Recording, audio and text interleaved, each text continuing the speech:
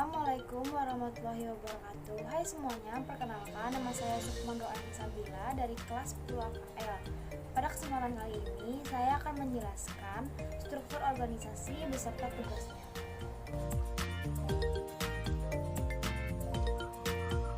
Struktur organisasi ada 8, diantaranya yaitu sebagai berikut. Yang pertama kita akan bahas yaitu komisaris. Komisaris adalah organ perseroan yang bertugas untuk melakukan pengawasan secara umum atau khusus sesuai anggaran dasar serta memberi nasihat kepada direksi. Tugas utama komisaris adalah melakukan pengawasan terhadap kebijakan direksi. Pelaksanaan tugas tersebut sebagai berikut. 1. Pelaksanaan rapat secara berkala 1 bulan sekali. 2. Pemberian nasihat, tanggapan, atau persetujuan secara tepat waktu dan berdasarkan pertimbangan yang memadai. 3. Pemberdayaan komite-komite yang dimiliki komisaris. 4. Mendorong pelaksanaannya implementasi Good Corporate Governance. Selanjutnya, struktur organisasi yang akan kita bahas yaitu Presiden Direktur. Presiden Direktur adalah pimpinan tertinggi dalam suatu perusahaan. Presiden Direktur memiliki tugas dan tanggung jawab sebagai berikut. 1. Menyusun strategi dan visi. 2. Menjalin hubungan dan kemitraan strategis. 3. Mengatur investasi, alokasi, dan divestasi. 4. Memimpin direksi. 5. Memastikan bahwa prinsip tata kelola perusahaan benar-benar diterapkan dengan baik. 6. Membuat rencana pengembangan perusahaan dan usaha perusahaan dalam jangka pendek dan jangka panjang. 7. Bertanggung jawab penuh dalam melaksanakan tugasnya untuk kepentingan perseroan dalam mencapai maksud dan tujuannya. Dan yang terakhir yaitu menjalin hubungan kerjasama dengan berbagai perusahaan. Struktur organisasi nomor 3 yang akan kita bahas yaitu Managing Director. Presiden Direktur akan dibantu oleh seorang Managing Director yang bertugas untuk 1. Memanage jalannya perusahaan yang akan diperinci seperti sebuah kerjasama yang akan dilakukan dalam perusahaan lain. 2. Managing Director berhak dan bertanggung jawab penuh untuk mengangkat atau memberhentikan General Manager sesuai aturan. Dan yang ketiga, Managing Director harus bertanggung jawab membuat laporan secara rutin apapun hasilnya yang dicapai kepada Presiden Direktur dan para direktur dengan tembusan ke Dewan Komisaris. Struktur organisasi yang keempat yaitu Direktur. Direktur adalah seorang yang ditunjuk untuk memimpin PT. Direktur merupakan seseorang yang memiliki perusahaan tersebut atau orang profesional yang ditunjuk oleh pemilik usaha untuk menjalankan dan memimpin perseroan terbatas.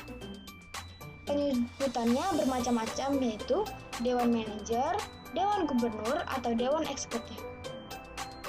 Direktur memiliki tugas sebagai berikut. 1. Memimpin perusahaan dengan menerbitkan kebijakan-kebijakan perusahaan. 2. Memilih, menetapkan, serta mengawasi tugas karyawan dan kepala bagian atau manajer. 3. Menyetujui anggaran tahunan perusahaan. Dan yang keempat, menyampaikan laporan kepada pemegang saham atas kinerja perusahaan. Struktur organisasi yang kelima yaitu General Manager. General Manager adalah manajer yang memiliki tanggung jawab kepada seluruh bagian atau fungsional pada suatu perusahaan atau organisasi. General Manager memimpin beberapa unit bidang fungsi pekerjaan yang membawahi beberapa atau seluruh manajer fungsional. Tugas dan wewenang General Manager sebagai berikut. 1. Menetapkan kebijakan perusahaan meliputi rencana dan tujuan, baik jangka pendek maupun jangka panjang. 2. Mengkoordinasi dan mengawasi seluruh aktivitas yang dilaksanakan dalam perusahaan. 3. Membuat peraturan internal yang tidak bertentangan dengan kebijakan perusahaan. 4. Memperbaiki dan menyempurnakan segi penataan agar tujuan organisasi dapat tercapai dengan efektif dan efisien. 5. Menjadi perantara dalam mengkomunikasikan ide, gagasan, serta strategi antara pemimpin dan staf. Dan yang terakhir yaitu membimbing bawahan dan mendelegasikan tugas-tugas yang dapat dikerjakan oleh bawahan secara jelas. Struktur organisasi yang keenam yaitu manajer. Manajer adalah seseorang yang memiliki pengalaman, pengetahuan, dan keterampilan yang diakui oleh organisasi untuk dapat memimpin, mengelola, mengendalikan, mengatur, serta mengembangkan organisasi dalam rangka mencapai tugasnya. Tugas seorang manajer sebagai berikut. 1. Memimpin, mengatur, mengemban, dan mengendalikan organisasi. 2. Mengatasi berbagai masalah yang terjadi dalam organisasi. 3. Menumbuhkan kepercayaan. 4. Meningkatkan rasa tanggung jawab. 5. Mengawasi atau mengendalikan aktivitas organisasi. 6. Melakukan evaluasi terhadap kegiatan yang dilakukan.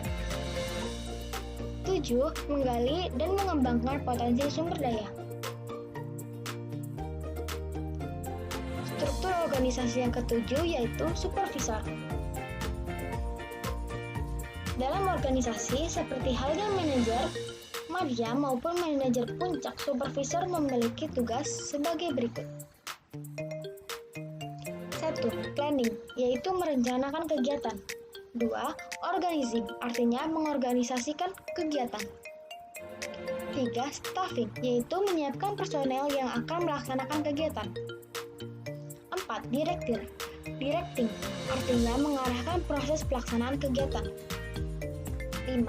Controlling, artinya mengendalikan perkembangan pelaksanaan kegiatan. Struktur organisasi yang ke-8 yaitu kepala bagian atau seksi. Suatu organisasi perusahaan juga memiliki kepala bagian atau seksi. Kepala bagian mempunyai beberapa anggota yang ikut serta dalam suatu kegiatan yang ada.